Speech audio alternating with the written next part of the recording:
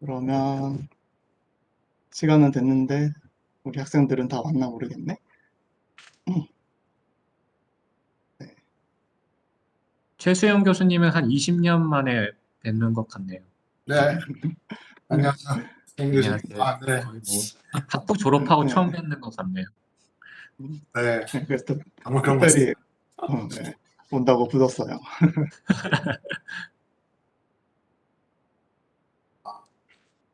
하시는 연구가 약간 또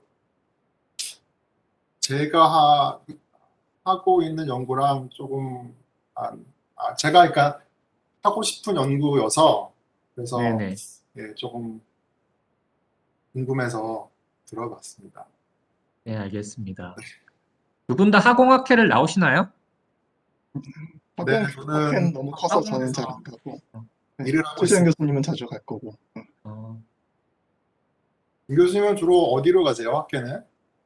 저는 지금까지는 생물공학회랑 그다음에 단백질 펩타이드 학회 두 개를 갔는데 요번에 화공학회 생물공학 분과 무슨 학술 의원을 하면서 화공학회를 가야 될 것 같은 느낌이 강하게 듭니다. 아, 네.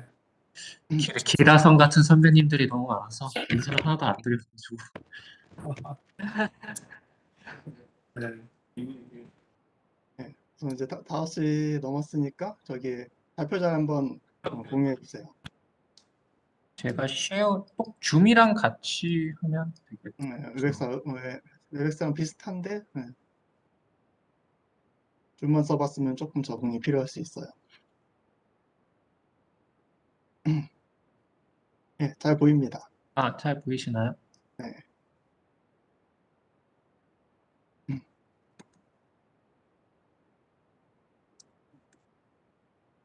발표 모드로 하면 해도 네, 잘 보이고요. 네. 지금 전체 모드로 보이시나요? 네, 전체 모드로 잘 보여요. 아, 네. 그러면 발표를 음, 시작할까요? 간단히 소개를 하고, 네네. 네.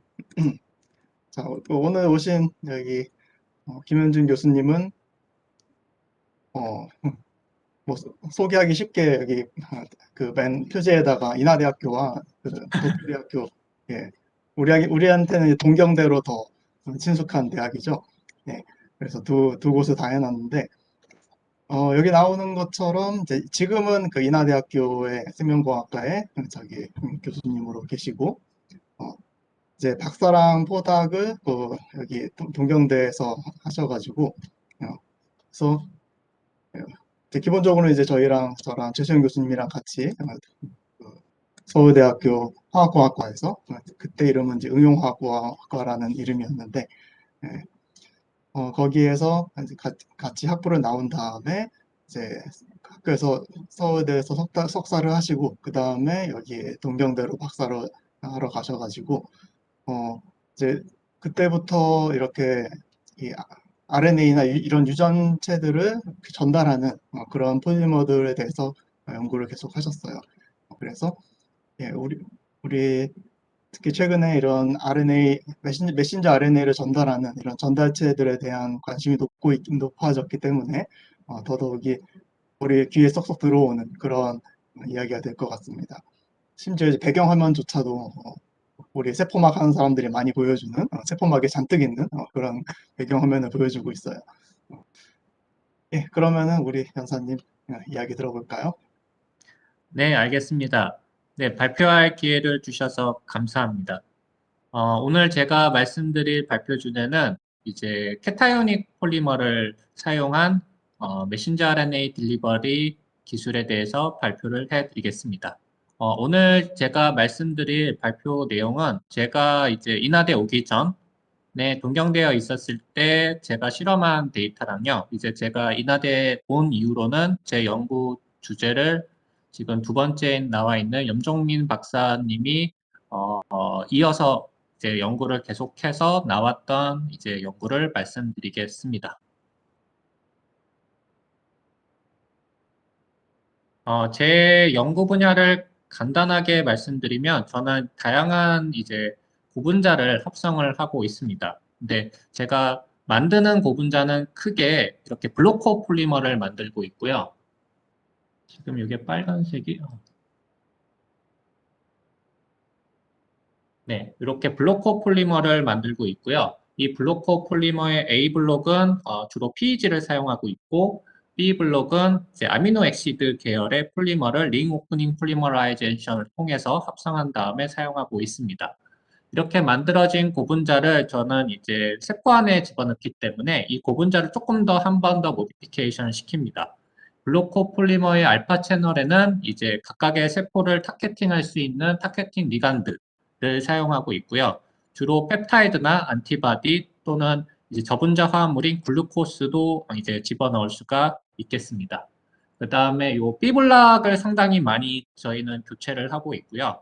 이 B블락은 이제 아민그룹의 PK를 다양하게 바꾸면서 세포 안으로 들어갔을 때 다양한 성질을 내도록 하고 있고 또는 시올 그룹 또는 소수성 그룹을 바꿔가면서 다양한 폴리머를 만들고 있습니다. 이렇게 만든 블로코 폴리머는 이제 약물이랑 결합을 해서 나노파티클을 만드는데요. 이 안에 집어넣을 수 있는 약물은 이제 올리고누클레오타이드가 있고 그 다음에 프로틴이나 안티바디도 집어넣을 수가 있고요. 스몰 저분자 화합물도 넣을 수가 있습니다. 특히 오늘 제가 말씀드린 올리고누클레오타이드 그 중에서 메신저 RNA 같은 경우는 메신저 RNA 백본이 포스페이트 그룹을 항상 갖고 있기 때문에 항상 마이너스 차지를 pH 7.4에서 우리 몸의 pH에서 항상 마이너스 차지를 갖고 있습니다. 그래서 정전기적 결합을 사용하는 게 나노파티클을 만드는 데 가장 쉽기 때문에 폴리머는 플러스 차지를 사용해서 플러스와 마이너스가 결합해서 만들어진 한 20에서 130 나노미터의 나노파티클을 만들어서 이제 세포 안이나 또는 이제 귀에다가 집어넣어서 약물로서 사용을 하고 있습니다. 요거는 이제 이렇게 만든 나노파티클을 가지고 다양한 이제 질병을 이제 치료를 하려고 목표를 하고 있고요. 지금 인하대에 와서는 주로 이제 진 에디팅을 이용한 조금 이제 바로 요 다음 슬라이드에서 보여드릴 건데 진 에디팅을 이용한 유전병 치료를 위해서 이제 인하대에서는 주로 하려고 하고 있습니다. 그 다음에 퇴행성 뇌질환 같은 경우도 이제 전 동경대에서 좀 했습니다. 이 퇴행성 뇌질환 같은 경우는 뇌가 이제 우리 몸속에 들어온 약물이 뇌를 통과하기 상당히 힘듭니다. 그 이유는 우리 뇌가 블러드 브레인 베리어라는 되게 타이트하게 감싸지고 있기 때문인데요. 이 블러드 브레인 베리어를 약물이 통과를 해야지 뇌가 이제 문제가 생겼을 때 약물 치료를 할 수가 있습니다. 그래서 어떻게 하면 다양한 약물들이 이 BBB를 통과할 수 있을까라는 것을 연구를 하고 했었고요. 인하대에서는 좀 하기 힘든 연구여서 이거는 좀 잠시 접어두고 있고 그 다음에 거의 이제 제가 박사과정 이후부터 많이 한 연구는 이제 캔서 세라피. 어떻게 보면 다들 캔서 세라피를 하는 이유는 이제 요즘 현대 사회에서 가장 사람들이 이제 죽는 가장 큰 이유가 캔서이기 때문에 연구비도 많이 나오고 이제 연구 백그라운드가 많기 때문에 저 같은 공학자들이 기술을 적용하기가 쉽습니다. 그래서 이 안티센스 올리고누클레오타이드나 sRNA를 사용해서 이제 고형암이라고 하는 이제 만졌을 때 딱딱한 암을 치료할 수 있는 전달체를 개발을 했었고요. 요거는 운이 좋아서 지금 동경대랑 그다음에 일본 암세타 주도로 지금 일본에서 페이즈 1 임상 실험을 진행 중입니다.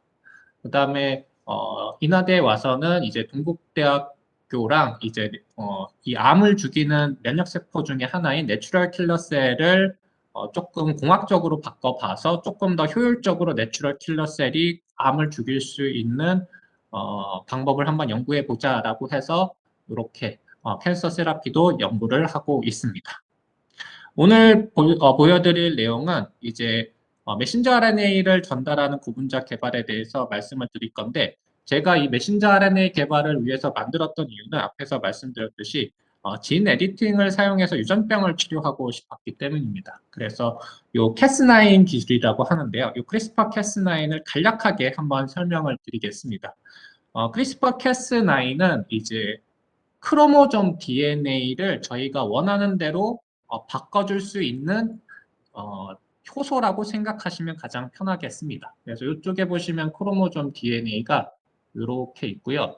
요 위를 이쪽 흰 게 이제 캐스9 프로틴입니다. 이 캐스9 프로틴이 돌아다니면서 저희가 원하는 크로모점 DNA 서열에 도착을 하면은 이제 캐스9이 이 크로모점 DNA를 두 가지 형태에 의해서 조작을 하게 되겠습니다. 그래서 요 왼쪽으로 가보시게 되면은 요거는 캐스9 프로틴이 저희가 목표로 한 크로모점 DNA를 잘라버리는 역할을 하게 되겠습니다.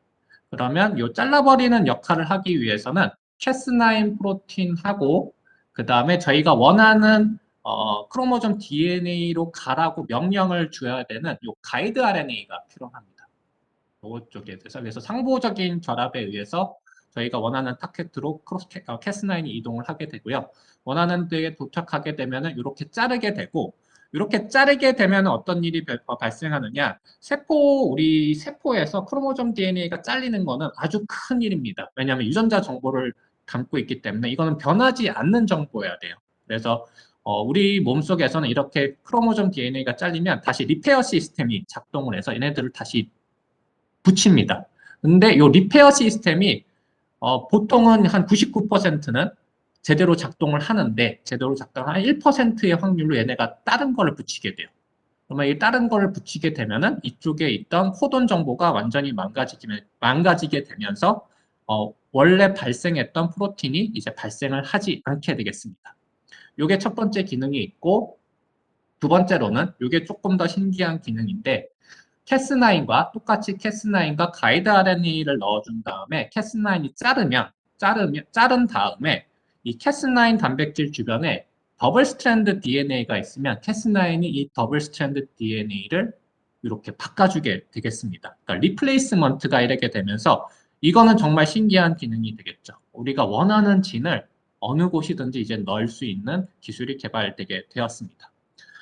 현재 지금 이 크리스퍼-캐스는9을 사용해서 유전자 치료를 할 수 있는 다양한 기술이 있는데 현재 임상으로 간 기술은 이렇게 이걸 완전히 잘라버리게 되면서 특정 유전자가 발생하지 않도록 하는 기술이 먼저 지금 임상 실험에 도달하게 됐고요. 오늘 제가 발표할 내용도 주로 이 기능을 활발하게 일어나기 위한 고분자 개발을 하고 있습니다. 원래는 이 크리스퍼 캐스가 처음 발달을 했을 때 주로 이 캐스9과 가이드 RNA를 AAV 바이러스를 통해서 전달을 했습니다. AAV 바이러스는 이제 바이러스이기 때문에 캐스9과 가이드 RNA 세포 안에서 상당히 많이 발현을 해요. 근데 이 AAV가 문제가 여러 가지 좀 문제가 있어서 이 환자들한테 임상 실험 들어가기에는 좀 문제가 있습니다. 그래서 이 크리스퍼 캐스 테크놀로지가 개발된 다음에 저희 같은 이제 드럭 딜리버리 하는 연구자들은 이 AAV 바이러스가 아니라 바이러스가 아닌 물질로 캐스9을 전달해 주는 것이 더 좋은 치료 방법 중에 하나라고 예측을 해서 이 캐스9을 어떻게 하면 이 효율적으로 이 세포 안에 전달해 줄 수 있는가 다양한 연구 방법이 진행됐고요. 그 중에 하나는 이제 제가 참여했던 논문인데 골드 나노 파티클에 그 다음에 이 아까에서 말씀드렸던 더블 스트랜드 DNA나 그 다음에 가이드 RNA를 어떻게 보면 간단하게 말씀드리면 조금 덕지덕지 붙인 다음에 또 실리카를 쳐서 실리카 이제 코팅을 하고 그 다음에 또 한 번 폴리머를 감싸가지고 어떻게 보면은 최대한적으로 기존에 나와 있던 기술들 다 봉헌을 한 다음에 콜로이달 스테빌리티를 한 다음에 일단은 캐스9 효과만 나타나라 라고 해서 이렇게 좀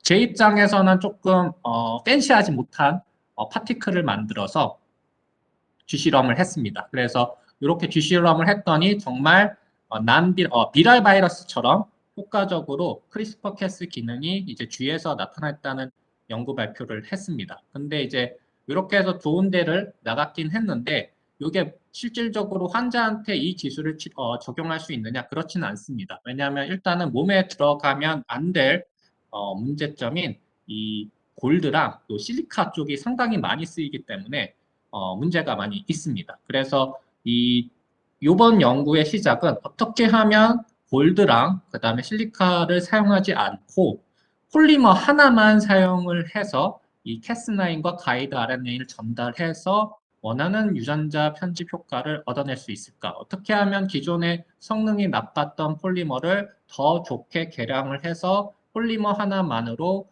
유전자 편집 효과를 나타낼 수 있을까라는 이제 연구를 시작하게 됐습니다.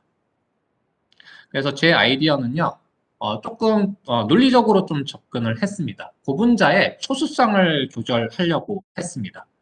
보통 이제 이 메신저 RNA를 가지고 있는 나노파티클을 트랜스펙션 한다고 합니다. 셀을 칠 때. 그러면 이 트랜스펙션이라는 행위는 셀 안에 있는 미디아에 나노파티클이 들어가고요. 이 미디아에 있던 안정한 나노파티클이 세포 안에 들어가는 과정입니다.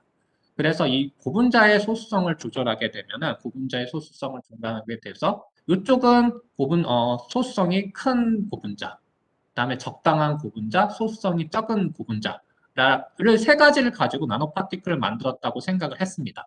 그래서 이 소수성이 강한 고분자를 가지고 메신저 RNA 나노파티클을 만들면 얘는 상당히 나노파티클이 수용액 속에 들어가는 거기 때문에 상당히 안정한, 소수성이 강하기 때문에 안정한 나노파티클이 됩니다. 그래서 셀컬처 미디아에서 안정하게 되고 그만큼 세포 안으로 많이 들어가게 되죠. 근데 문제는 얘네가 사이토플라즘에 도착을 했을 때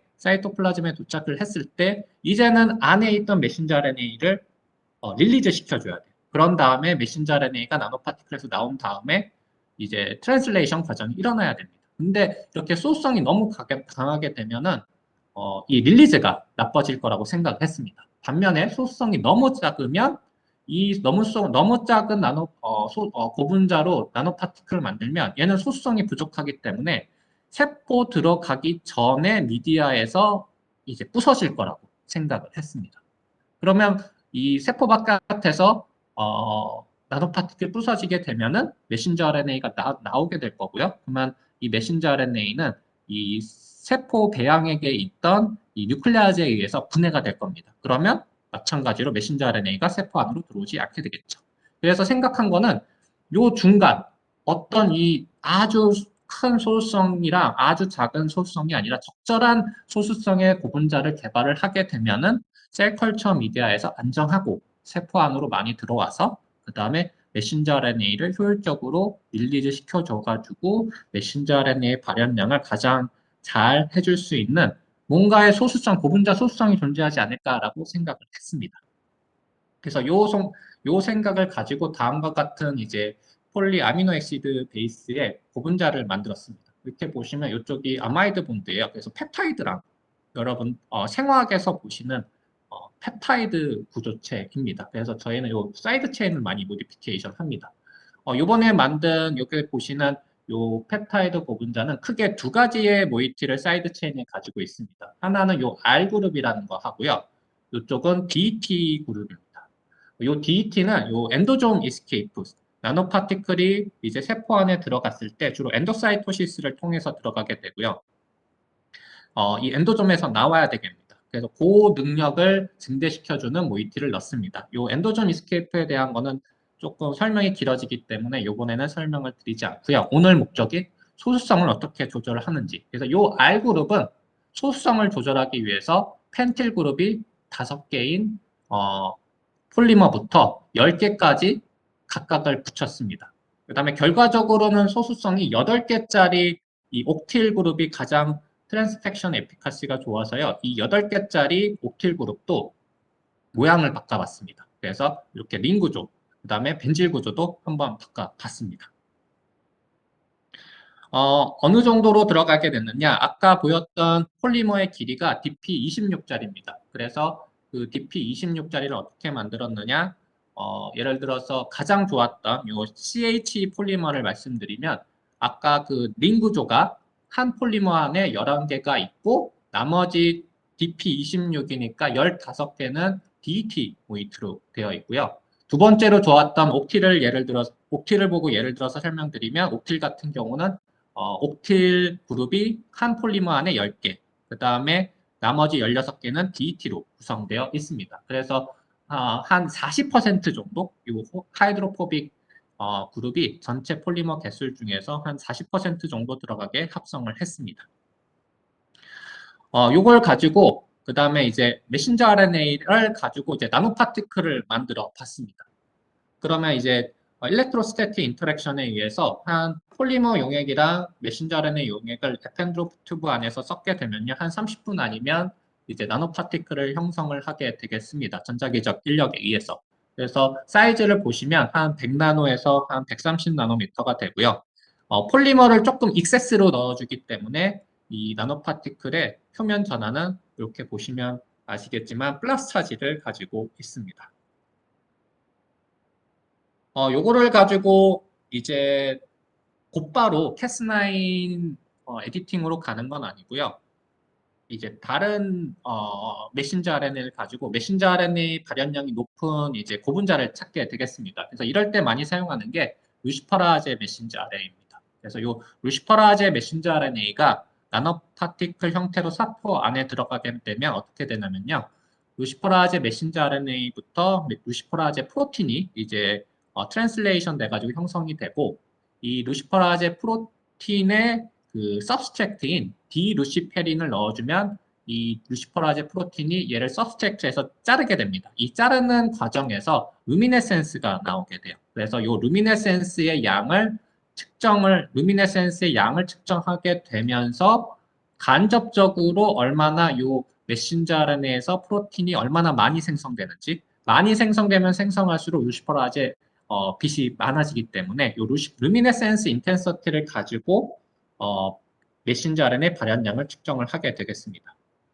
그러면 이렇게 보시면 이쪽이 5개짜리 폴리머 7개, 8개, 9개, 10개 그 다음에 링 구조, 그 다음에 페닐 구조를 받겠는데요. 이 DET는 이제 이 전 버전입니다. 저희 실험실, 일본에 있던 실험실의 전 버전이고요. 이렇게 보시면 이 탄소수 7개, 8개, 9개, 10개가 상당히 트랜슬레이션 에피카시가 메신저 RNA 발현량이 상당히 높아지는 걸 확인을 했고 그다음에 5개 신기하게도 5개짜리라 페닐 구조는 발현량이 그렇게 증가하지 않다는 걸 느꼈습니다. 가장 좋았던 거는 8개짜리 CH 폴리머고요. 이 CH 폴리머 같은 경우는 저희 옛날 실험실의 기존 폴리머보다 한 10의 6승, 10의 6승배 정도 10의 5승배네요. 10의 5승배 정도 전달 효과가 더 높아지는 것을 확인을 했습니다. 뭐 여러 가지 패스웨이를 통해서 이제 나노파티클이 들어가게 되는데요. 정말 그러면 가장 크리티컬 효과는 뭐였냐라고 말씀드리면 세포 안에 들어간 나노파티클의 개수가 확연하게 틀렸습니다. 그래서 이쪽에 보시면 세포 안에 들어간 메신저 RNA를 측정하기 위해서 메신저 RNA를 이 Cy5 다이로 염색을 했고요. 이 Cy5 메신저 RNA를 가지고 나노파티클을 만든 다음에 세포 안에 트랜스펙션을 하고 이 세포 안에 들어간 메신저 RNA 양을 측정해 봤습니다. 그러면 이 파란색이 앞에서 트랜슬레이션 에피카시가 높았던 폴리머, 그 다음에 이 오렌지가 아까 낮았던 폴리머인데요. 보시면 알겠지만은 트랜슬레이션 에피카시가 메신저 RNA 발현량이 높았던 게 공통적으로 메신저 RNA가 많이 들어갔습니다. 그 얘기는 뭐냐? 이 소수성이 강한 폴리머로 만든 나노파티클이 뒤에 셀컬처 미디어에서 안정해서 세포 안에 많이 들어가게 되겠고요. 그래서 세포 안에 많이 들어가니까 그만큼 메신저 RNA 양이 발현량이 되게 높아졌다고 이제 생각을 하게 되었습니다. 다양하게 폴리머 조금 구조를 바꿔봤습니다. 그래서 아까 지금 시작할 때 이 DP26짜리 폴리머에 CH 같은 경우는 CH 모이티가 11개, 그러니까 토탈 40%가 들어갔다고 했는데 요 11개보다 작은 폴리머도 만들어 봤습니다. 그래서 CHE가 2개 또는 8개 된 폴리머도 만들어 봤고요. 예를 들어서 이 CHE가 2개인 폴리머 같은 경우는 CHE가 2개, 그 다음에 나머지 24개는 DET 모이티로 되어 있습니다. 확실히 소수성이 높은 10일부터 확연하게 트랜슬레이션 에피카시가 루미네센스 인텐시티가 확 증가하게 되는 것을 보고 어느 정도 소수성이 이상이어야지만 나노파티클이 셀 컬처 미디어에서 안정해서 세포 안으로 많이 들어간다는 것을 이제 예측을 할 수가 있게 되었습니다. 뿐만 아니라 이제 폴리머의 길이도 좀 바꿔봤고요. 예를 들어서 DP26, 그 다음에 DP63, DP121짜리를 만든 다음에 똑같이 CH 모이티를 한 40% 정도 나오게 만들었습니다. 그러면 DP에는 그렇게 폴리머의 길이는 그렇게 상관이 없다는 것을 확인을 할 수가 있겠고요. 요거는 이제 기존에 나와 있던 폴리머보다 확실히 길이가 달라도 확연하게 더 트랜슬레이션 에피카시가 좋다는 것을 확인을 했습니다. 그러면 정말로 소수성이 크리티컬한지를 상관관계도를 확인을 했습니다. 그래서 각각의 폴리머의 소수성을 각각을 다 측정을 해봤습니다. 그래서 폴리머의 소수성을 어떻게 측정을 하느냐, 이 로그 P 밸류라는 게 있더라고요. 그래서 이 로그 P 밸류는 어떻게 계산을 하냐면 일단 원 옥타놀의 솔루션이랑 그 다음에 저희가 해피스 버퍼를 사용하는데 pH 7.4짜리 이 pH 7.4짜리를 바이페이즈 형태로 이렇게 튜브에다가 준비를 하고요. 저희 폴리머를 녹인 다음에 보어턱싱을 해주고 한 하루 정도 가만히 놔두면 이제 폴리머가 원 옥탄에도 녹일 거고 그 다음에 해피스에도 녹일 겁니다. 근데 소수성이 강하면 강할수록 원 옥탄올, 유기용매 쪽에 더 많이 녹겠죠. 그래서 요 레이시오, 특정 고분자가 원 옥탄올과 해피스 버퍼에 녹는 레이시오, 이 농도를 각각 측정한 다음에 레이시오를 계산을 할 수가 있게 되겠고요. 그것을 로그피라고 정의를 합니다. 그래서 이렇게 X축을 로그피 기준으로 각각의 폴리머의 소수성을 측정을 했고요. 예를 들어서 요 마이너스 1.8이 더 소수성이 강한 폴리머라고 생각하시면 되겠습니다. 그 다음에 Y축은 앞에서 보여드렸던 세포 실험에서 측정한 루미네센스 인텐서티를 루미네센스 인텐서티의 로그 값을 취해 봤습니다. 이렇게 보시면 확실히 파란색이 아까 트랜슬레이션 에피카시가 높았던 고분자들인데요. 이쪽이 소수성이 낮은 그 다음에 트랜슬레이션 에피카시가 낮은 쪽 뭔가 스래시 홀더가 존재를 한다는 것을 알아냈습니다. 즉 고분자의 소수성이 로그피 밸류 기준으로 마이너스 2.4 정도의 소수성을 가져야지만 이 셀컬처 미디어에서 안정해서 세포 안으로 많이 들어가게 되고 그만큼 트랜슬레이션 에피카시가 높아진다는 것을 확인을 했습니다. 그래서 가장 극명한 데이터는 이쪽에 CHE 개수를 조절한 데이터를 보시면 되겠는데요. CHE가 이 정도 소수성, 그 다음에 8개, 그 다음에 11개. 그래서 이 스래시홀더를 딱 지나는 순간부터 이 CH 폴리머는 성능이 좋은 고분자로 바뀌게 되었습니다. 이렇게 이제 개발된 CHE 폴리머를 가지고 이제 유전자 편집 효과가 나타나는지를 확인을 했습니다.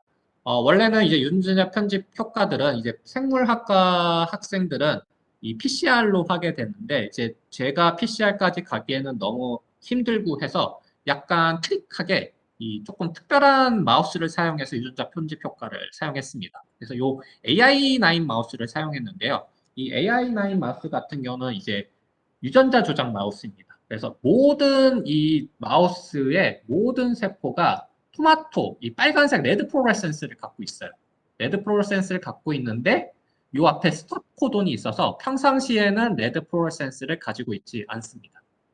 그런데 이 스탑 코돈을 자르라는 캐스9과 이 스탑 코돈을 인식하는 가이드 RNA를 그 세포 안에 넣어주게 되면은 캐스9이 이 스탑 코돈을 자르게 되겠고요. 자르게 되면은 토마토 플로레센스가 발현이 시작해서 세포가 빨간색으로 변하게 되겠습니다. 그러면 단순하게 이번에는 앞에서는 루미네센스로 측정을 했지만 이번에는 이 유전자 편집 효과 정도를 이 레드 플로레센스를 측정하면서 유전자 편집 효과가 일어났는지 안 일어났는지를 확인을 할 수가 있어서 조금 더 편하게 PCR보다 편안하게 유전자 편집 효과를 측정을 할 수가 있게 되었습니다. 그래서 앞에서 가장 성능이 좋았던 CH 폴리머와 캐스9 메신저 RNA로 나노파티클을 만들고 그 다음에 CH 폴리머와 가이드 RNA로 나노파티클을 각각 만든 다음에 이 AI9 마우스에서 간에서 간 세포를 뗀 다음에 이 프라이머리 컬처, 간 세포를 컬처를 했습니다. 일단 직접적으로 동물에 집어넣은 건 아니고요. 간 세포를 프라이머리 컬처를 한 다음에 트랜스펙션을 해봤습니다. 그러면 이쪽 위 사진 같은 경우는 캐스9만 전달했을 때는 가이드 RNA가 없기 때문에 네, 빨간색의 유전자 편집 효과가 나타나지 않습니다. 반면에 캐스9과 가이드 RNA를 동시에 집어넣게 되면은 세포가 빨간색으로 변했기 때문에 네, 이 세포 안에는 이 스탑 코돈이 부셔지면서 유전자 편집 효과가 나타났다는 것을 확인을 했습니다. 그런 다음에 요거는 이제 근육 주사입니다. 이건 바로 동물로 갔었는데요. 이게 근육 주사를 했을 때도 요게 이 마우스의 뒷다리 한 근육 전체를 찍었습니다. 그러면 이렇게 이 주사한 부분부터 이쪽이 주사한 부분에 가까워진 거고요. 이게 점점점 멀어지는 건데 주사한 부분으로 가면 갈수록 유전자 편집 효과가 더 많이 일어났다는 것을 확인을 할 수가 있었습니다. 그리고 조금 더 자세하게 살펴봤던 거는 이제 뇌 쪽에 전달하는 것을 관심이 있었습니다. 그래서 원래는 이 뇌 쪽의 유전자 편집을 통해서 뭔가 뇌 쪽의 문제점을 해결할 수 있지 않을까라고 생각을 했고요. 그래서 일단은 요 쥐의 뇌에다가 주사를 해봤습니다. 근데 이제 쥐 뇌는 상당히 실험하기가 힘들어서 바로 캐스9, 이것도 이제 바로 캐스9로 가진 않고요. 앞에서 사용했던 루시퍼라제 메신저 RNA를 사용을 해서 앞에서 고분자 옵티마이제이션은 저희 96의 셀 플레이트에서 했었습니다. 근데 이게 실질적으로 뇌에 집어넣었을 때 이 뇌의 로컬 인젝션에서도 똑같은 효과가 나타날 수 있다는 것은 보장이 없기 때문에 일단 루시퍼라제를 집어넣어가지고 뇌에서도 이 옵티마이제이션이 똑같이 곧바로 적용이 돼서 CH 폴리머가 진짜 가장 좋은 폴리머인지 한번 살펴봤습니다. 그런데 다행히도 이렇게 보시면 아시겠지만 CH 폴리머가 기존에 있던 폴리머보다 더 메신저 RNA 발현량이 많고 그 다음에 상용화된 트랜스펙션 에이전트인 리포펙타민보다도 뇌에서의 발현량을 더 높게 해준다는 것을 확인을 통해서 이 뇌 같은 이제 국소 주사에서도 이 CH 폴리머가 아주 성능이 좋다는 것을 확인을 했습니다. 그런 다음에 이제 뇌에다가 주사를 했는데요. 뇌에다가 어디에다가 주사를 했는지 먼저 말씀을 드리겠습니다. 우리 뇌는 전부 다 이 티슈로 된 게 아니라 빈 공간이 좀 있습니다. 이 뇌의 맨 위에서 봤을 때, 요 빈 공간이 있고요. 여기에 이 뇌 척수액이 돌아다닙니다. 그래서 뇌 전체를 한 바퀴 다 돌고 척수까지 이 뇌 척수액이 쭉 간 다음에 엉덩이 쪽에서 다시 위쪽으로 올라와서 다시 한 바퀴를 돕니다. 그래서 요 뇌 정중앙부터 요 밑에까지 척수액이 쭉 순환을 할 수 있는 공간이 있습니다. 그래서 저는 요 가운데 요 뇌 척수액이 흐르는 부분에다가 일단은 주사를 해봤습니다. 요거는 크리스퍼 캐스 데이터는 아니고요. 사이5 메신저 RNA를 통해서 일단은 나노 파티클이 뇌 어느 쪽까지 가는지를 좀 확인을 해봤습니다. 그래서 요 주사한 뇌 부분을 주사한 데부터 요 1mm 떨어지고 점점점 이 뇌를 잘라가면서 가장 측면까지 정말 분포가 되는지를 확인을 해봤고요. 네, 요 주사한 것부터 먼 데로 가도 갈수록 이 안전하게 메신저 RNA가 전부 다 요 뇌척수액이 붙는 부분에 다 전달이 된다는 것을 확인을 할 수가 있었습니다. 그런 다음에 이제 진 에디팅으로 갔고요. 앞에서 말씀드린 거와 같이 이제 AI9 마우스의 그 뇌에 아까 척수액이 흐르는 부분에 캐스9 메신저 RNA 나노파티클과 가이드 RNA 나노파티클을 집어넣은 다음에 한 3일 정도면 진 에디팅이 일어나고요. 그래서 뇌를 회수를 한 다음에 섹션을 한번 봤습니다. 그럼 아까 요 공간이 이제 척수액이 돌아다니는 공간인데요. 이 공간에서 요 만나는 부분, 요게 에펜디멀 레이어라고 합니다. 요쪽이 이제 뇌세포가 있는 부분이고요. 그 다음에 요렇게 실처럼 되어 있는 게 콜로이달 플렉서스라고 하고 요 뇌척수액이 붙는 부분은 다 진 에디팅이 되어 있었습니다. 그러면 요 에펜디멀 레이어하고 콜로이달 플렉서스가 뭐 하는 되냐, 무슨 기능을 갖고 있느냐라고 했을 때 요게 이제 뉴러널 스템셀이 자라나는 곳이라고 합니다. 그러니까 새 뉴런 세포가 여기서부터 자라나는 곳이라고 하네요. 그래서 이렇게 뉴런al 스템셀을 이제 새롭게 진 에디팅을 할 수가 있게 되는 이제 고분자를 개발하게 되었습니다. 요게 2019년도 데이터고요. 이제 저기 앞에서 설명드렸듯이 이제 염정민 박사님이 좀 후속 연구를 해가지고 이제는 국소 전달이 아니라 이제 정맥 주사로 했을 때 이 나노파티클이 어떻게 메신저 RNA를 전달하는지도 이제 관찰을 했습니다. 조금 다릅니다. 그러니까 왜냐하면 이 세포액이나 이 셀컬처 배양액이나 그 다음에 국소 예를 들어서 요쪽에 요 뇌 척수액의 볼륨이 G 같은 경우에는 한 30 마이크로리터도 안 돼요. 그래서 근데 이 혈액 같은 경우는 마우스의 혈액은 한 2ml가 있고 아주 빠른 속도로 돌아다니기 때문에 쉐어 스트렉스가 상당히 많이 받습니다. 그래서 이 동일한 소수성 옵티마이제이션이 이 국소 전달에서 잘 나왔던 소수성 옵티마이제이션이 정맥 주사에서 잘 나온다는 보장이 없습니다. 그래서 이 과연 이 정맥 주사를 했을 때 소수성 레인지, 옵티멀한 소수성 레인지는 어떻게 되는지가 첫 번째로 궁금을 했었고요. 후속 연구로. 두 번째는 지금 앞에서 가장 좋았던 폴리머가 링 스트럭처, 사이클로헥실 에틸 그룹이었는데 그렇다면 이 링 스트럭처가 혹시 관련이 있는가? 라고도 궁금을 했었습니다. 소수성 외에도 이 링 스트럭처 자체의 모양도 혹시 영향을 미치나라고 생각을 해서요. 다음과 같이 이제 폴리머를 조금 더 바꿔봤습니다.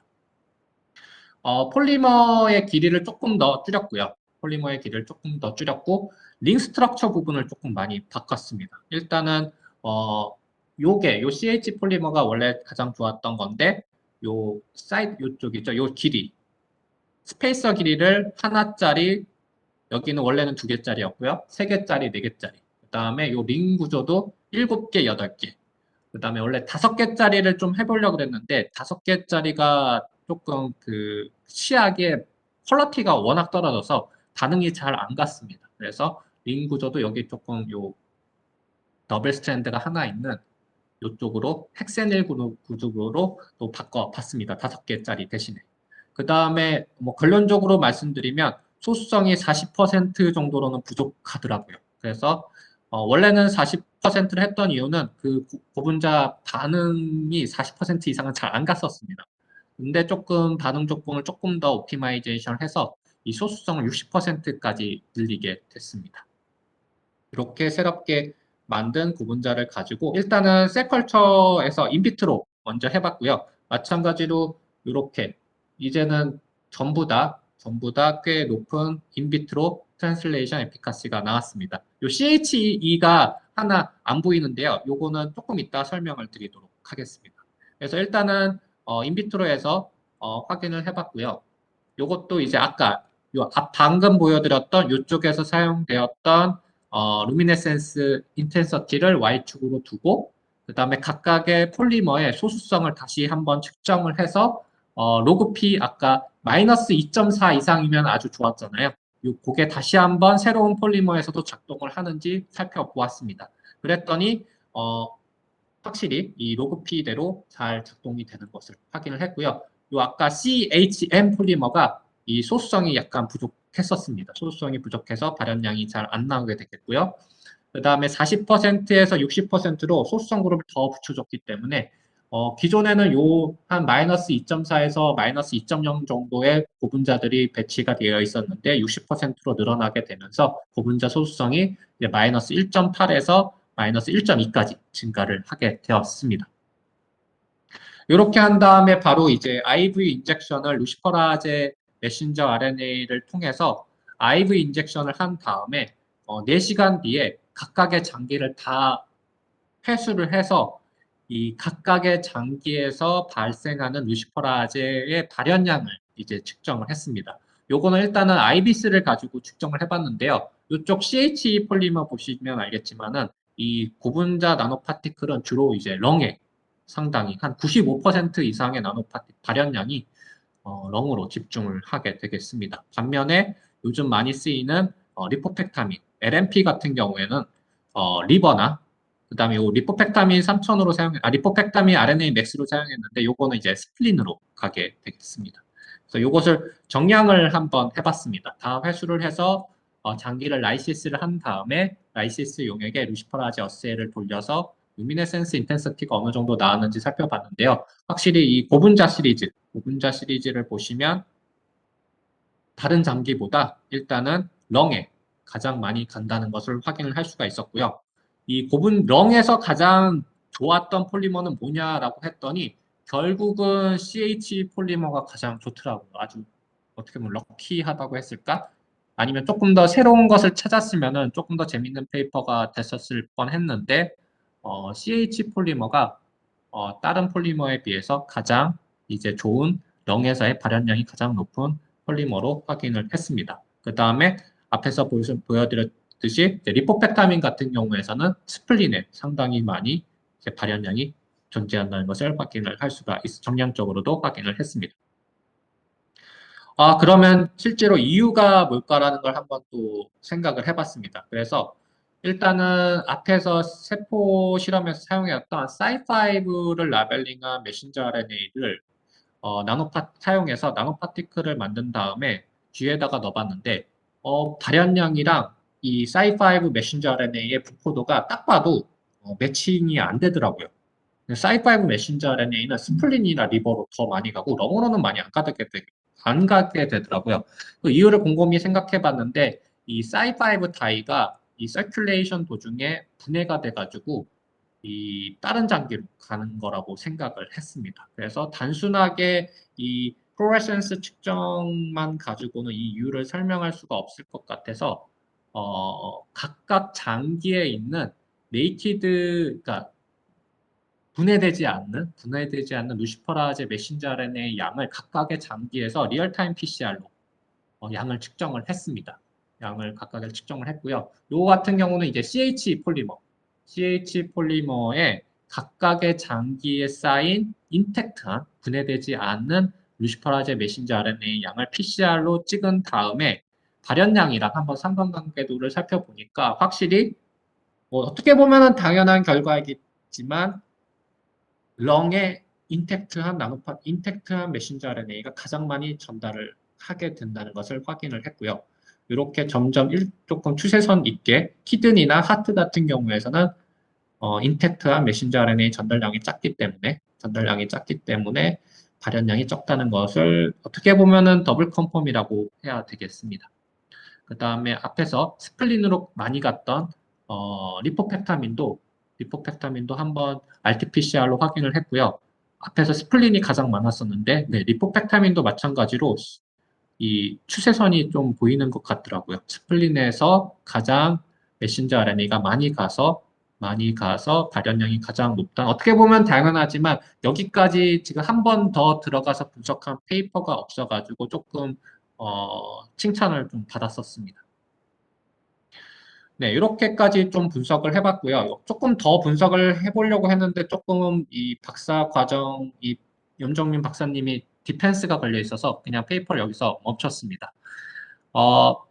그러면 과연 IV 인젝션 했을 때의 소수성은 과연 어떤 관계가 있을까라는 마지막 제 질문인데요.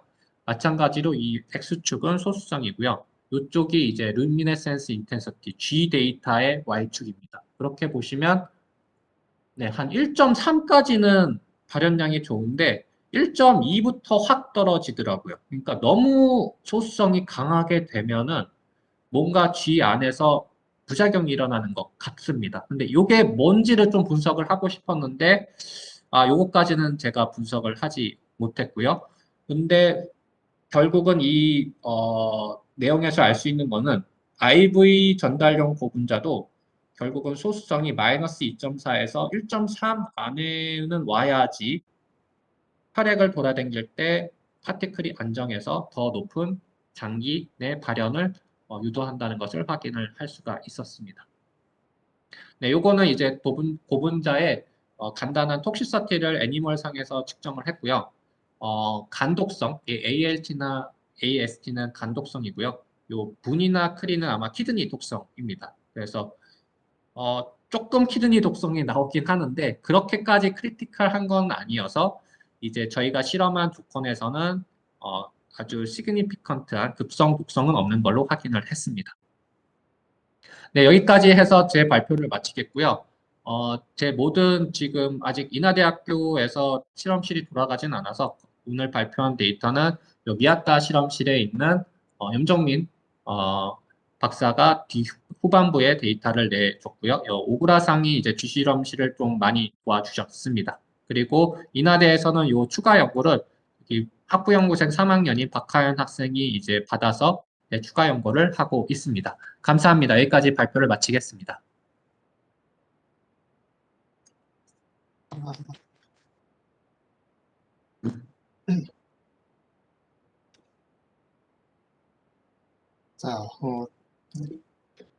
자, 잘 이해가 갔을 것 같아요. 차근차근 잘 설명해 주셔가지고. 그 슬라이드 꺼버리면 안 되는데 이제 보고서 질문하실 것 같은데. 예. 그럼 질문 있으면 제가 다시 지금 아예 바꾸겠습니다. 자, 질문 있는 학생들 질문해 주세요. 혹시 희승 교수님 해주셔도 좋고. 혹시 제 말씀 들리나요? 네네, 잘 들립니다. 들립니다. 네네. 저 질문 하나 해도 괜찮을까요? 네네네. 네, 안녕하세요. 저는 홍익대학교 화학공학과 최수영 교수님 연구실의 오승환이라고 합니다. 네, 안녕하세요. 일단 굉장히 어떤 디자인을 하셔가지고 이런 드러그 딜리버리의 효율 같은 거를 제가 따로 논문을 읽어본 적 없어서 굉장히 흥미롭게 들었고요. 제가 궁금한 점은 이제 아까 케미컬 스트럭처를 보니까 사용하신 이제 CH라든지 고분자들이 다 약간 블록 공중합체 형태는 아니고 그냥 맞아요. 블록 공중합체 형태인가요? 아니에요. 네. 아니고 제가 인트로덕션은 블록코 폴리머로 한다고 했는데, 네네. 이 메신저 RNA 쪽은 블록코 폴리머로 한 게 아니라 호모폴리머로 했고요. 네. 그다음에 그 두 개의 모이티는 이제 랜덤하게 들어간 거죠. 그러면 그냥 어떤 DET랑 혹은 이제 하이드로포빅 그룹이 랜덤으로 있는 랜덤 코폴리머 형태인 거죠? 네, 맞습니다. 그럼 제가 궁금한 점은 그러면은 네. 랜덤 코폴리머랑 어쨌든 나노 파티클을 구성하기 위해서는 이제 사용하신 단백질이나 뭐 패스나인 같은 거와 이제 인터랙션을 해서 이제 나노 파티클이 형성될 것 같은데 네. 그러면은 하이드로포빅 그룹이 단백질이랑은 인터랙션을 안 할 것 같은데 네. 혹시 그러면은 이제 DET 쪽이 단백질들이랑 결합을 하고 이제 하이드로포빅 그룹들은 어떤 세포 안으로 들어가는데 영향을 준다라는 게 제가 이해한 것 같은데 혹시 맞는지 그러니까 그 프로틴이라는 거는 이제 혈액 중에 있는 프로틴 이런 걸 말씀하시는 거예요? 아니요 이제 캐스나인 같이 타겟 저 이제 약물로 사용하는 네네네네 네, 그러니까 예를 들어서 이제 메신저 RNA를 예를 들어서는 이제 메신저 RNA가 마이너스 차지를 가지고 있고 DET가 이제 pH 7.4에서 플러스 차지를 가져요. 네. 그래서 이 일렉트로스태틱 인터랙션에 의해서 나노파티클을 만듭니다. 그래서 DET 부분은 메신저 RNA랑 결합을 해서 되겠고요. 이제 약간 폴리머를 익세스로 넣어주기 때문에 DET랑 결합하지 않는 메신저 RNA랑 결합하지 않는 DET 그룹이 나와 있습니다. 폴리머를 조금 더 많이 넣어줘요. 그래서 그 DET가 어떻게 보면은 셀 서피스, 그러니까 나노파티클 서피스로 이렇게 빠져나온다고 생각하시면 되겠습니다. 그러면 혹시 마지막으로 제가 궁금한 거는 하이드로포비시티를 조절하면은 좀 파티클 사이즈가 변화가 있는지 그러니까 예를 들어서 소수성이 강화되면은 네네. 파티클이 좀 스테이블해지면서 좀 더 작아진다든지 네네네네. 아니면은 소수성이 맞아요, 약하면은 좀 더 이제 엉성한 구조를 가진다든지 해서 사이즈 측면에서는 어떤 식으로 설명이 가능하신지 좀 확실히 마지막으로 이게 질문 드리겠습니다. 화학공학과니까 그런 질문을 하시네요. 지금 생물공학과에 있다 보니까 이런 질문을 되게 오랜만에 받습니다. 이게 지금 여러분들 혹시 고분자 사용하실 거라고 생각하는데요. 그 여러분들이 생각하는 고분자 사용하는 농도보다 훨씬 낮아요. 훨씬 낮아가지고, 요 고분자 농도에 좀 영향을 받아요. 소수성보다는 요 레인지에서는. 그래서 대략 한 100, 어떻게 섞어도 한 100에서 130 나노미터가 나오는데 이게 이 섞는 농도를 한 10배 정도 높인다. 아니면 20배 정도 다 높이면은 이제 더 많이 결합할 수 있잖아요. 같은 그 예펜드롭 튜브에서. 그래가지고 이때 조금 사이즈가 커지기 시작합니다. 근데 이제 소수성, 같은 한 농도에서 소수성 길이가 바뀐다고는 사이즈는 그렇게 많이 안 바뀌는 것 같더라고요.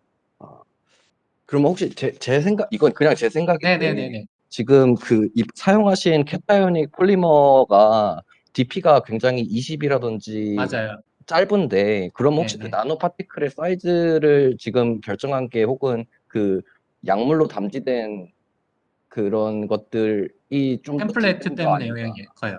아, 템플레이트 영향 알겠습니다. 때문에 크고요. 네. 예를 들어서 같은 조금 더 좀 조절을 하면은 이거를 바꿀 수 있는데 이 구조에서는 좀 바꾸기가 힘든 것 같아요. 근데 이제 바꿀 노력은 하고 있습니다.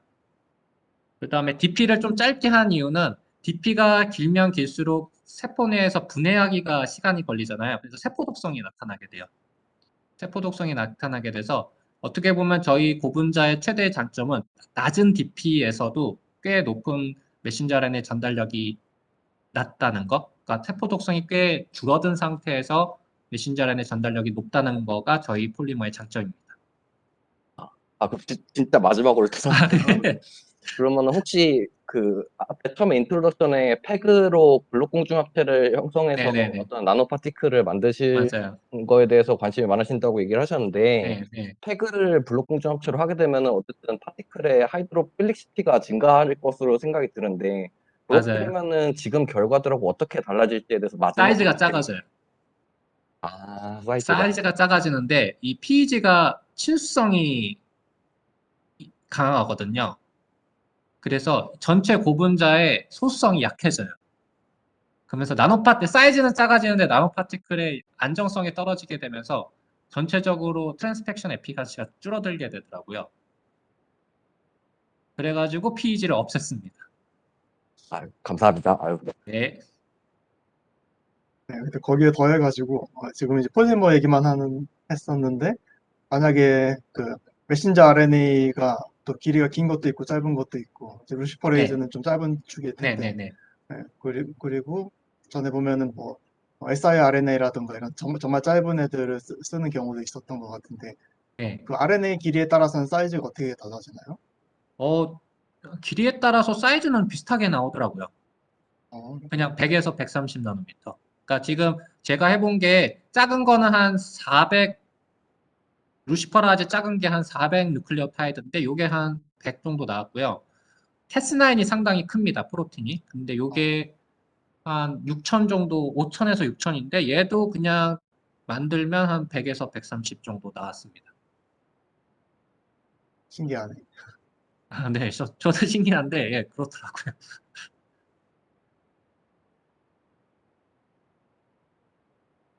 네, 안녕하세요. 혹시 저도 하나 질문 드려도 네, 네, 괜찮을까요? 네, 네, 저는 그 최수영 교수님 실험실의 허태영이라고 합니다. 네, 아까 말씀해 주신 것처럼 일단은 파티클을 만들기 위해 이제 과량의 폴리머를 넣어 주셨는데, 네, 네. 어, 과량이 아니라 혹시 정량에 맞춰서 넣게 되거나 아, 네, 하면 맞아요.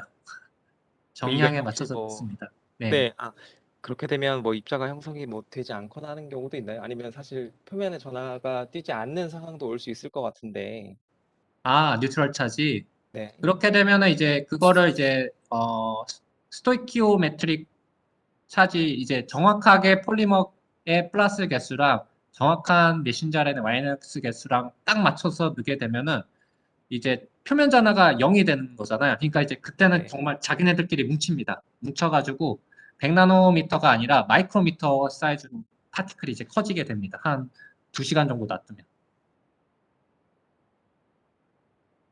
있습니다. 그러면 이게 양전화 어쨌든 간에 폴리머를 과량으로 넣어주게 되면 양전화를 띠면서 세포 독성도 아마 같이 올라갈 것 같은데 그거에 맞습니다. 대해서도 혹시 어느 정도 실험을 그러니까 요즘 분위기를 보시면 최소한의 폴리머를 이제 뉴트럴 차지 이상의 폴리머를 넣어서 네. 최소한의 폴리머를 넣어서 가장 좋은 효과를 내도록 하게 되겠고요. 조금 더 자세하게 만들면 그게 NP 레이시오라고 합니다. 논문을 읽어보시면. 그래서 NP 레이시오가 N이 아민의 몰농도고요. P가 포스페이트 몰농도인데 차지 뉴트럴 포인트는 NP 이제 폴리머에 따라서 조금 틀립니다. 그 설명은 뭐 나중에 시간 날 때 NP1이거나 2일 때가 있습니다. 근데 이 폴리머는 NP2가 차지 뉴트럴라이제이션 포인트인데 저희 폴리머는 뭐 간단하게 말씀드리면 모든 데이터는 지금 5에서 보여드렸는데 3에서도 뭐 효과가 나타나게 되고요. 뭐 조금 예전 논문 보시면 이게 한 50, 100 이렇게 많이 넣는 데가 있습니다. 이거는 폴리머의 효과가 적기 때문에 그만큼 폴리머를 더 많이 넣어줘가지고 효과를 증진시킨 건데 이제 기술이 발달해서 이제는 3, 5에서도 이제 충분하게 효과가 나오고 있습니다. 네, 감사합니다.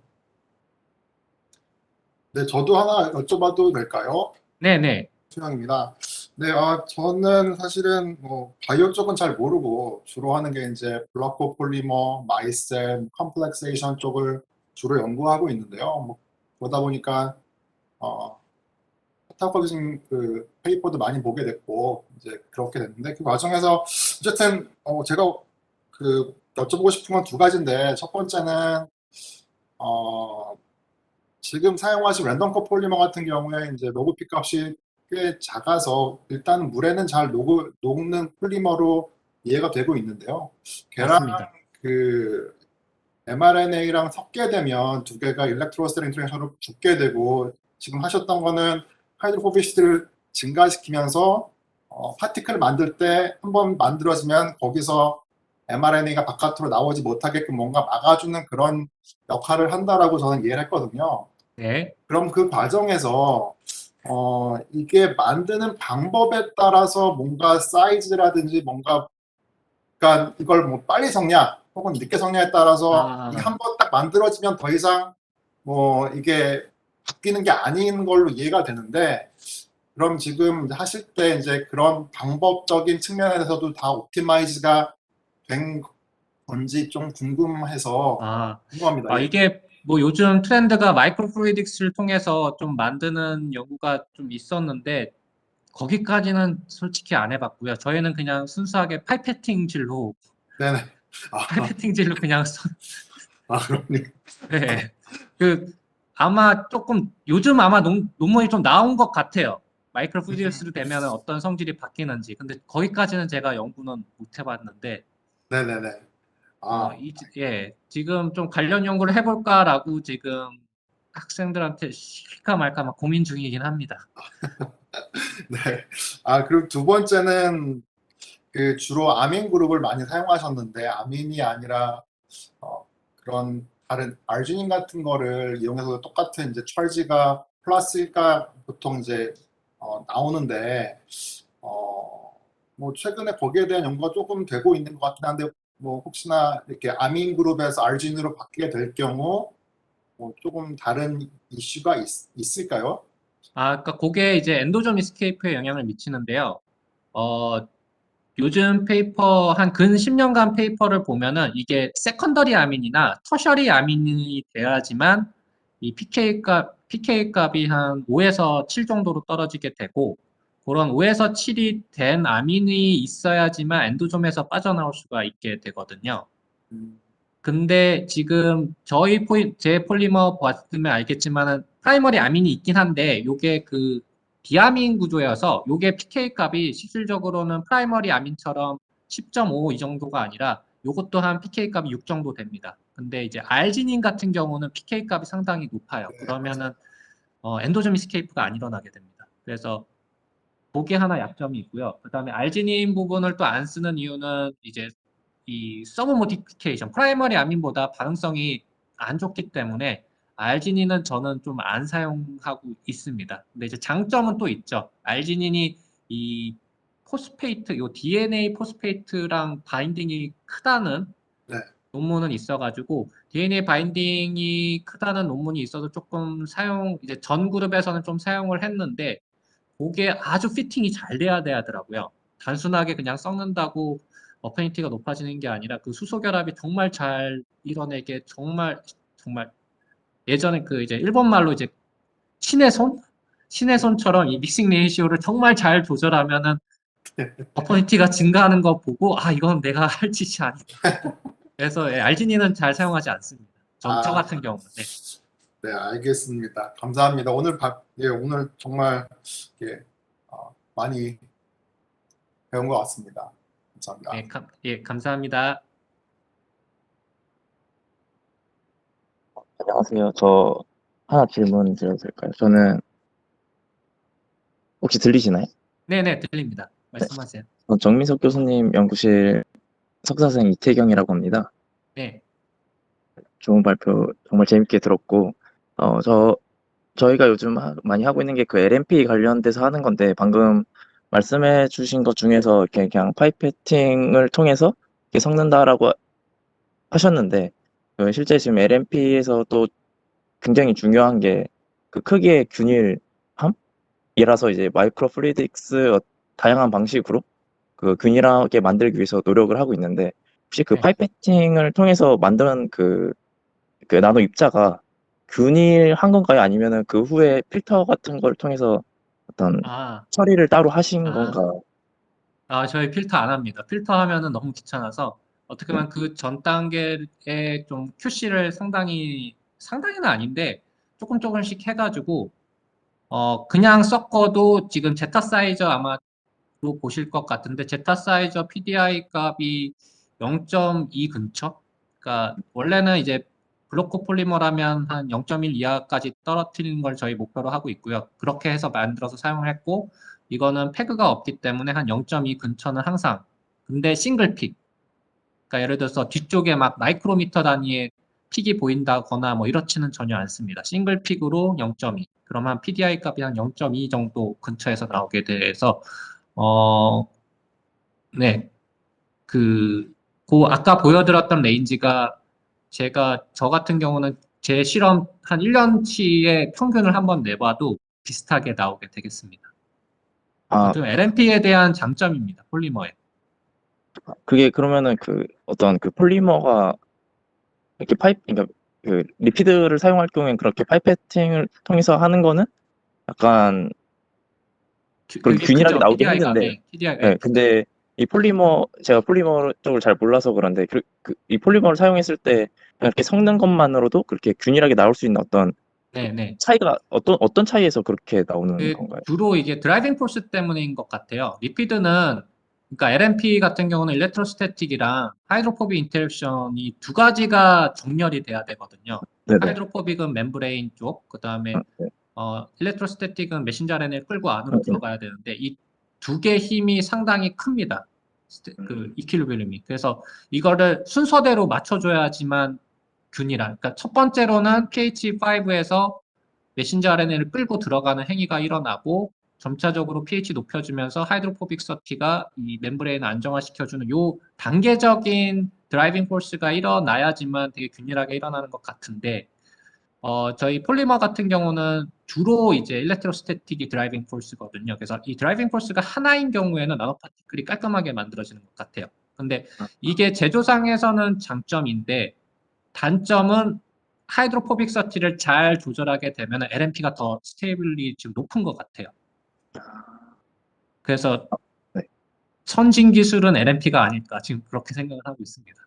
네, 감사합니다. 그리고 제가 이거 연구에 대한 질문은 아니고 그 실험 자체에 대한 질문인데, 저희가 이제 그 루시퍼라이즈를 이제 좀 사용하기 시작했는데, 이게 제가 항상 어떤 논문들을 보면서 느낀 게 그 RLU를 통해서 그 루시퍼라이즈의 발광량을 측정을 하는데, 이게 세포의 상태나 어떤 환경이 바뀔 때마다 그 발현량이 다 달라질 텐데, 네, 이걸 맞습니다. 통해서 네. 어떻게 이게 뭐가 바뀌었다라고, 그러니까 지금 아, 지금 실험 연구하신 거 같은 경우에는 뭐 3,000배가 바뀌었다 이렇게 해가지고 충분히 큰 차이가 나기 때문에 그거를 우리 바뀌었다라고 할 수 있는데, 이게 보면은 그 외에 그러니까 3,000배가 나지 않는 그 비슷한 경향을 갖고 있는 애들 사이에서는 어떤 이게 정확히 변했다라고 볼 수 없다고 저는 생각이 돼서, 이게 실제로 논문을 제출할 때 이런 거에서 이렇게 무슨 말인지 알겠어요. 네, 네. 네, 그래서 이런 변화량이 거에 좀 크죠. 네. 네네. 변화량이 큰데 결론적으로는 한 셋에 다 해버리시면 돼요. 아, 이게 날마다 틀려요. 왜냐면 루시퍼라지 어스의 서브스트랙트가 한번 뭐 녹이던지 하면 서브스트랙트가 분해가지고 어제 썼던 서브스트랙트가 이제 뭐 오늘 찍어보니 더 낮아진 것 같고 막 이럽니다. 그러니까 이 서브스트랙트 관리를 좀 잘하시고 그다음에 셀도 관리를 잘하시게 되면 그다음에 정말 논문 쓸 때는 이 모든 셋을 한 번에 합니다. 한 번에 하면 경향성이 계속 유지가 될 정도로 아마 이제 뭐라 그러죠? 실험 테크닉이 증가하실 거예요. 아, 그게 컨트롤이 가능합니다. 그래서 그러니까 제가 생각하기에는 그거를 좀 더 그 데이터가 신뢰가 있다라고 표현을 하려고 하면은 이게 지금 요 최근에 찾아보니까 무슨 듀얼 루시퍼레이즈 아, 예, 어세이라고 예. 예, 해가지고 예, 예, 예. 레닐라랑 어떤 두 네, 개의 네, 네. 다른 거를 네, 동시에 네, 네. 사용해서 그거의 네, 그 발현량의 비를 통해서 네, 네, 그거를 네. 네, 비교한다라고 네. 하는데 그게 더 제가 생각했을 때는 좀 더 아, 왜냐면 같은 세포에서 어떤 건 이제 하나는 컨트롤러 두고 이렇게 해서 비교를 하는 거니까 그래서 이런 걸 저는 이제 그렇게 생각 안 해요. 왜냐면 그럼 네. 어차피 두 개의 진을 넣는 거기 때문에 네. 레이시오 잘못 건드리면 예를 들어서 섞기 전에 이 레이시오 잘못 걷게 되면 어차피 달라지게 되거든요. 아, 그럼 그냥 가장 좋은 거는 한 번에 예, 그냥 그냥 실험을 다 처리해서 듀얼도 해봤는데 네. 왜냐면 이제 그만큼 메신저 RNA를 두 개 집어넣는다는 얘기잖아요. 그러면은 네네. 부담이 셀에 들어가는 부담이 두 배 증가하게 아, 됩니다. 네네, 맞아요. 그러면은 뭐 어떻게 보면 네거티브한 이펙트를 가지고 지금 측정을 하는 거여서 저는 아, 이제 듀얼은 이제 안 씁니다. 아, 네, 감사합니다.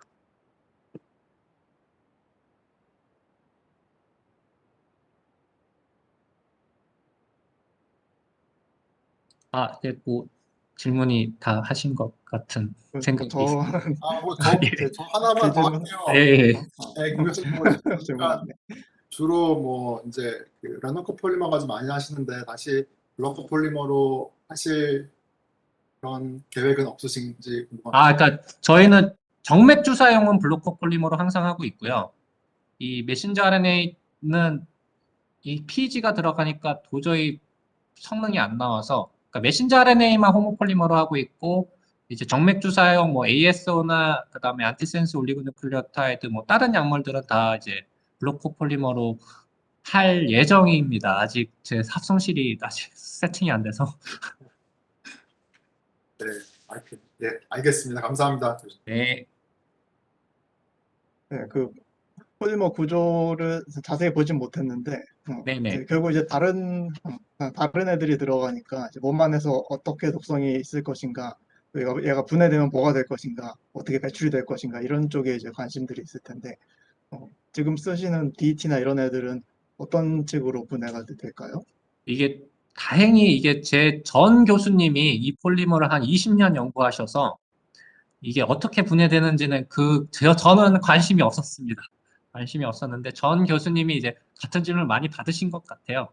그래서 이게 이제 부서지면서 숙시 이민일 쪽으로 바뀌게 되면서 이 백본이 끊어지게 됩니다. 지금 제가 슬라이드가 없어서 못 보여드리게 되는데 요 구조가 분해되는 구조여서 독성이 상당히 다른 폴리머보다는 상당히 적습니다.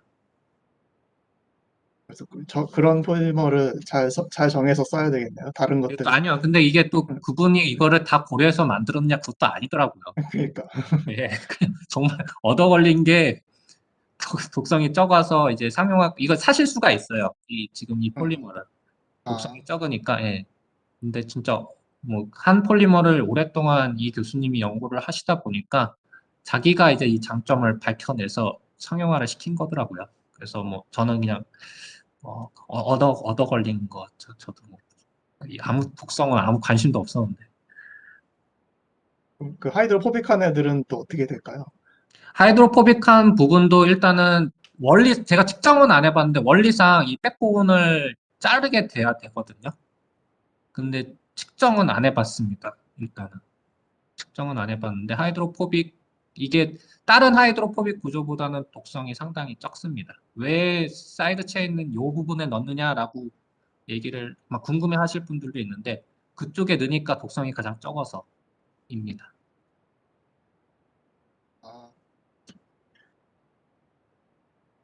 네, 자, 그러면은 더 질문 없으면은 네, 네, 더 질문 없으면은 오늘 친절하게 다 질문에 잘 답해 주시고 재밌는 강연 해주신 우리 김현진 교수님께 감사의 박수를 드리면서 오늘 세미나는 여기서 마치도록 하겠습니다.